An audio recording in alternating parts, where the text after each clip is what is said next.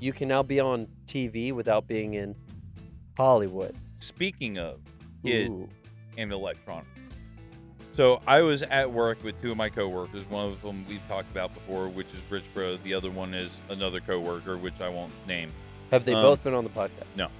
I know Rich Bro has, so Yeah. we'll say his name. But they were talking about electronics, how some of their kids are fine with electronics. They severely limit their kids on electronics, right? But some of their kids are fine with the electronics, and some of them, they have to be very religious on making sure that they limit them, because they will fucking get sketchy on electronics. Like, they will fucking, like, they'll start They'll like wig out. tweaking and shit, and it's like they get oversaturated.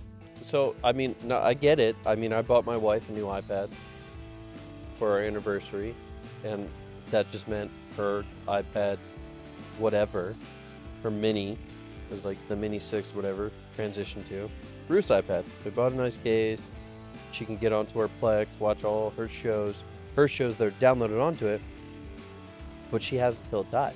Once it dies, it's gone for like days at a time. Yeah, I mean, I'm talking to these guys, and they're like, oh, I've got it set up to where with their phones or with their iPads, they have 3 hours of active time. Oh, hers, she can only see stuff for so long. Parental controls like crazy. And I was digging into this, right? Because I was like, well, what does it mean 3 hours? Like, what if it's just at the lock screen? They're not listening to music or anything like that. And it's like, that doesn't count towards their time. But every time that they're listening to music or they've got it unlocked, they're reading something, they're watching YouTube, anything like that, that counts the time. And once their time is up, that's it. And one of them, not Rich Bro, the other one, he was like, his kids don't go to bed with their devices. Like, their devices don't go to their bedroom with them. So I'm still undecided on that, because I grew up, if I paid for my device,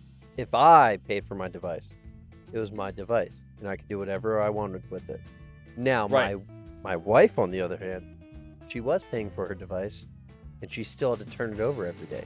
So I agree with that. The reason being is because we've had the science come out. Y'all can look this up. Yep. But the science has come out where they have confirmed that it affects the brain with the amount of activity that we have connected to these devices. Correct.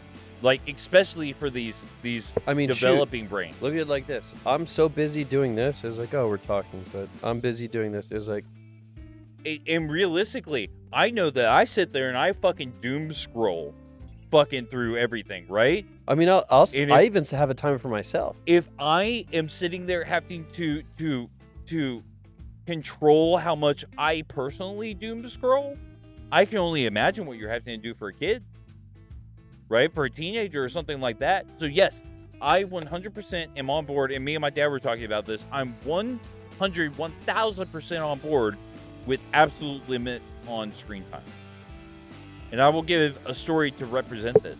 So I've told you about this before, and my dad brings this story up. But when I was a wee itty bitty little tyke, like 6 or 7 years old, my dad used to work at a family fun center. So we're talking about bumper boats, go-karts, arcade machines, right?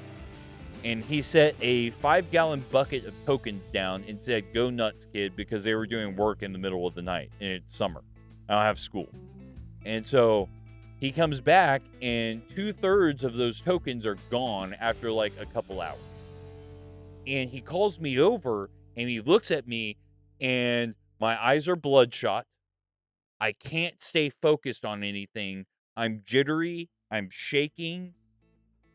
I was overstimulated. Now, this is back in the 1990s, right? That he experienced.